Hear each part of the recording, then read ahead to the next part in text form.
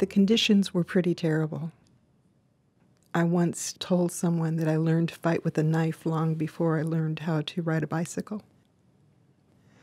And when you are grinding day after day after day, there is no room in you for hope. You don't even know it exists. There's nothing to aspire to except filling your hungry belly. That's how I was raised. When I was 12, a bookmobile came to the fields. And you have to understand that I wasn't allowed to have books because books are heavy.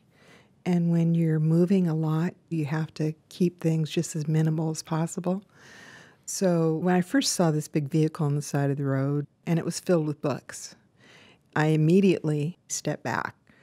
Fortunately, when the staff members saw me, kind of waved me in, said, "These are books, and you could take one home." I'm like, "What's the catch?" And he explained to me there was no catch.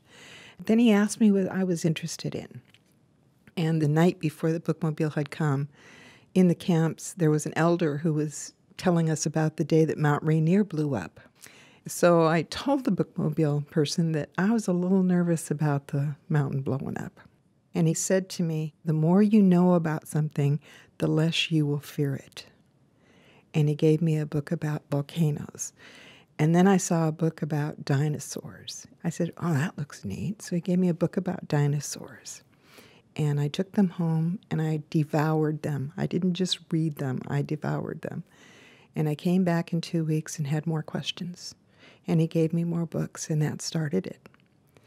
That taught me that hope was not just a word, and it gave me the courage to leave the camps. That's where the books made the difference. By the time I was 15, I knew there was a world outside of the camps. I believed I could find a place in it, and I did.